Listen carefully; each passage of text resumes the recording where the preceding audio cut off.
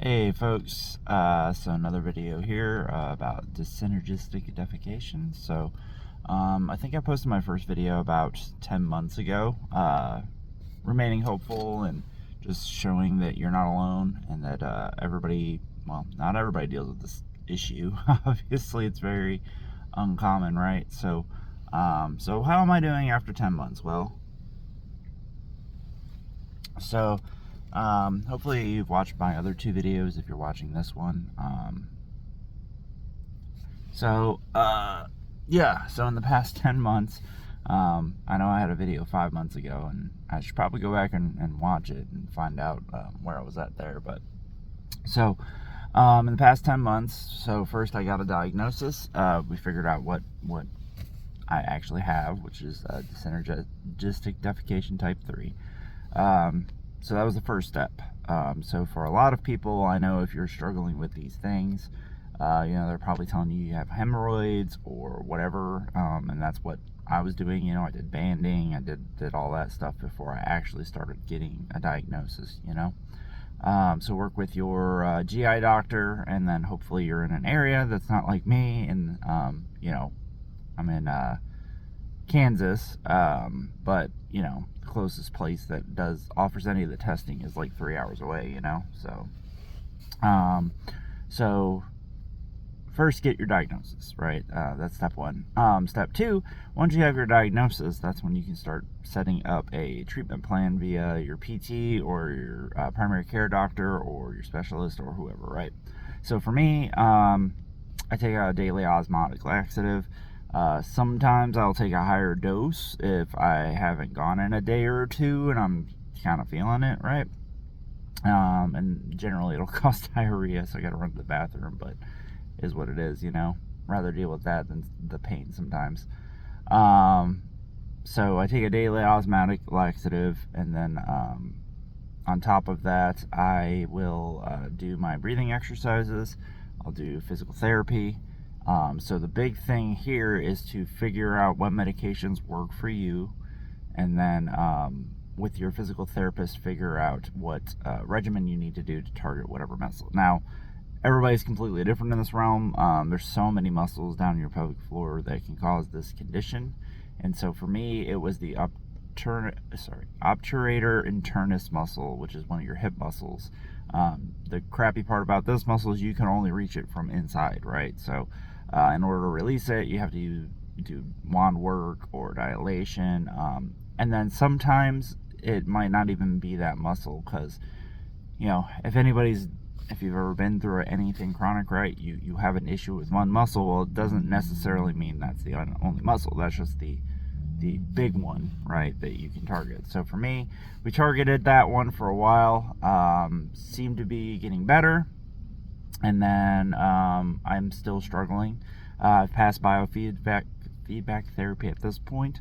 The one thing that biofeedback therapy did help me with was to visualize and to realize when I'm pushing improperly, if that makes sense.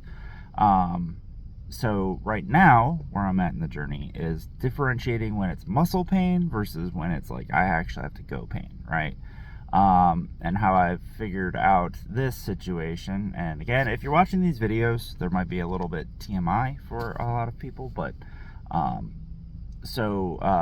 basically, you get the pain back there, and I hadn't done physical therapy that day, and I was trying to go to sleep. And so oftentimes when I start getting pain, I'll take a half to a full muscle relaxer. 9 times out of 10, it's just going to knock me straight out, and I'll get to sleep no problem, wake up in the morning, and usually I feel pretty good. However, in this case, I hadn't gone for, I think it'd been like a day or two, and so I was like, well, maybe I just gotta go, right? And so I went and used glycerin enemas are really good for this condition, especially if you have problems relaxing back there. So that's one thing I suggest you keep on hand somewhere. So I tried one, and absolutely nothing came out, and that told me 100% that it was the muscle that was causing this entire episode. And so that's been my struggle lately, is to figure out when it's muscles versus when it's actually you have to go to the bathroom and it's causing your body to tense up back there. So that's been my struggle. So osmotic laxatives help a lot.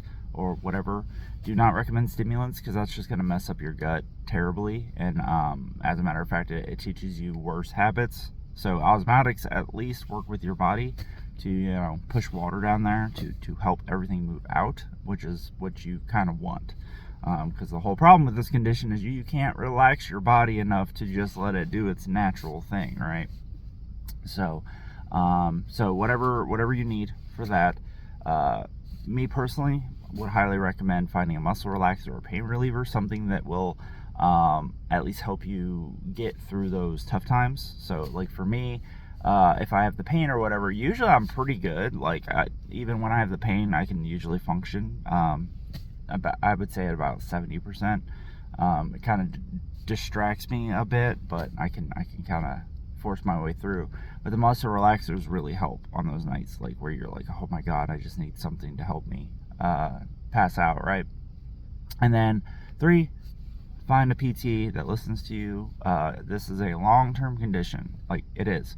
Like I said, my first video was 10 months ago, and I was offering words of hope, and so that's kind of what I'm trying to do with this small video series. My journey, you know, I've done so many things, and I've spent so much time, right?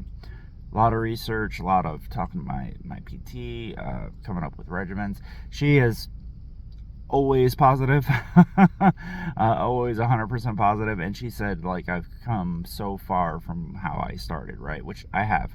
I do not argue with her. The problem is you still will have these bumps in the road days where like you're doing really well for like 3, 4, 5 days, and then all of a sudden you have a day, and then it's almost like a flare up, and then you just like, you get in your head and you think about like, will this ever end, right? I'm long past where I was initially with this whole thing, where I was depressed, couldn't talk about it, and now I talk freely about it, you know. My issue stems from I think sexual abuse. I think that's where it initially came from, but also like long-term straining, right? After the sexual abuse, and I never linked the two things together, I developed IBS-C, and I just assumed I just had IBS-C for many years. And then you know, we get to where I'm at. I go deploy, obviously in uniform, right? Go deploy, and then have a situation where I'm just I was obviously way overstraining and doing things very improperly, and essentially caused this condition to happen, right? Whether it be I just strain those muscles to the point of like causing it, or whatever, you know. But obviously long term dealing with constipation, and just kind of not, this is probably one of the root causes. I've probably had some form of this for a very long time. So the big thing is undoing 20 plus years of trauma. What that happened, yeah, so 30 years. It's been almost 30 years. So 30 years of trauma back there, right? And improper toilet habits and stuff like that. It doesn't happen overnight, you know. I'm a year into this. I'm obviously getting better, but I can always do better, right? And so, you know, doing my hour of physical therapy every day, taking my medications every morning. You know, sometimes I fall off the physical therapy wagon. Not gonna lie, I'm human too. You know, you got a long weekend where you're doing all this stuff, and then that's when I'm like, screw it, I'm just gonna take a heavy osmotic, have my body relax enough to get everything out. That way I know a flare won't happen, and then we just kind of carry on with our day, you know. But it's finding that rhythm, right? You got to find that rhythm, and then you know, work on this. Just keep working. So don't quit, don't give up. And I know, especially for you guys who probably just got diagnosed or recently got diagnosed, and don't know where to go or what to do, it's rough. It can be very rough, especially in the start. So but obviously there's hope. You can get to where either you cure this condition or you at least manage it, and then the be all end all, if everything else fails and you deal with this thing for a long term, well, there's always, you can get it back. So That's an entirely personal choice. I've thought of it, whether or not I eventually go with one. That's a down the road decision. But obviously you can't serve in the military when you have a bag, so that has to wait until at least I get out of the military, you know. But either way, you know, keep on trucking on. And so for those, hopefully one of my videos are helping somebody, and I just wanted to post a update. So probably here in another 5 or 6 months, I'll post another update as to where I'm at. Maybe I'll be completely cured. Maybe I'll still be fighting for my life most of the day. I don't know. But thank you guys for watching.